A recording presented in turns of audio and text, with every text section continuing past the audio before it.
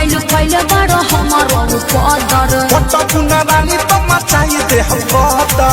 अरे काहे जिद पहले आइलू बैलू पहले बड़ हमारो पदर पट्टा पुना रानी तो मचाई दे हम पदर। काहे ला हो कि आओ प्यार के रस तो निधारा, आओ प्यार के रस तो निधारा, कि ऐसे मत झारा।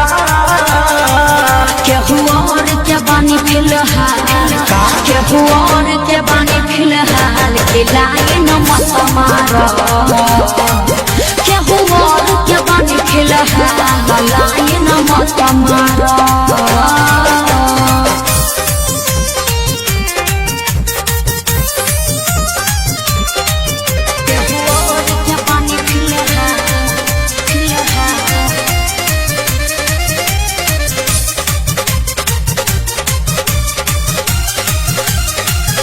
दुआरी दोसर गोर मटक चला वाला छोड़ टाइम तू कर न पास मिली अभी दोसर झकास।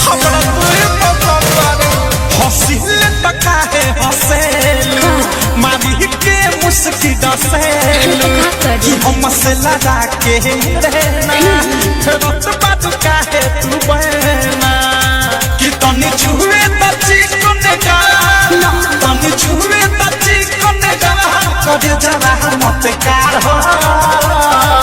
केहू और के बानी फिलहाल, केहू और के बानी फिलहाल, खिलाए न मत मारो। केहू और के बानी फिलहाल, लाए न मत मारो।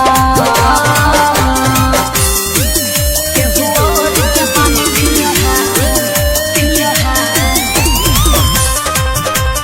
केहू केहू केहू केहू केहू और के बानी फिलहाल।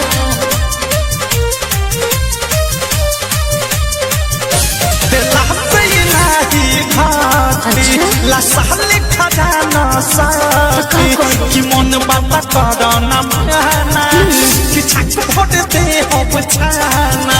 अरे दिक्कत हो जाए बायावत से प्रेमी से प्यार झूठी तो कैसे होई तैयार कि राइटर के विशाल तू लौन मन के संभाल। बताइबू कि सब जाने अनुराग सब जाने ले प्रियांशु की बतिया मत कहारा। केहू और के बानी फिलहाल, केहू और के बानी फिलहाल, खिलाए न मत मारो। केहू और के बानी फिलहाल, लाए न मत मारो। आइलू बैलू कैलो बड़ हमारो पदर पट्टा पुना रानी तो मचाई दे हम पदर। काहे ला हो कि आओ प्यार के रस तो निधारा, आओ प्यार के रस तो निधारा, कि ऐसे मत झारा। केहू और के बानी फिलहाल,